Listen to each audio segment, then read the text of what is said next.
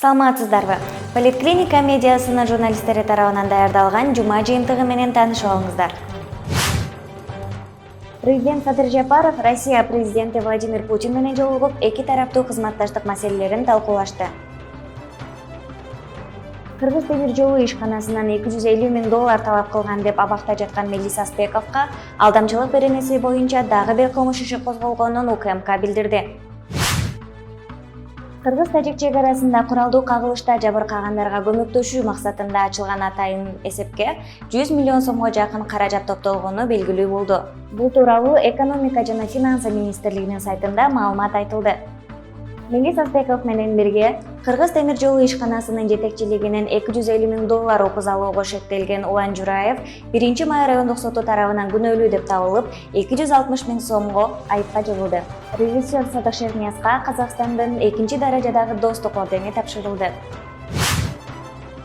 Кыргызстандагы орус тилдүү ири басылмалардын бири болгон Дела Номер гезити 26 майда акыркы саны чыкканын, мындан ары гезит чыгарылбай турганын окурмандарына кабарлашты. Белгилүү блогер Нисахар долбоорунун автору жана алып баруучу Эрулан Кокулов оор илдетке чалдыкканын айтты. Бишкек шаарынын мурдагы мэри Азиз Сурахматов мыйзамсыз баюу беренеси менен камакка алынганы кабарланды. Мурдагы өкмөт башчы Темир Сариев аскердик прокуратурада сурак берди. Ал Күнтөр кени менен байланышкан кылмыш ишинде күбө катары суралууда. Президенттин жарлыгы менен Канатбек Тургунбеков министрлер кабинетине караштуу финансылык чалгындоо мамлекеттик кызматынын төрагасы болуп дайындалды.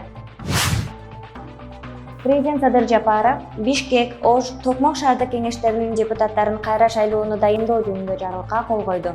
Жергиликтүү кеңештердин депутаттарын кайталап шайлоо 2021 жылдын 11 июлуна жекшемби күнүнө дайындалды. Элит Хаус курулуш компаниясынын негиздөөчүсү Тимур Фазиевке аскердик прокуратура издөө салды. Ал жерлерди алууда коррупциялык иштерге аралашкан, үйлөрдү мыйзамсыз курган деп айыпталууда. УКМКнын тергөө абагында жаткан Адил Сегизбаевке 2 тараптуу пневмония диагнозу коюлду.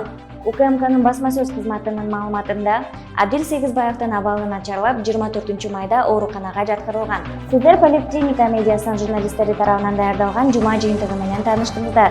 Саламатта калыңыздар.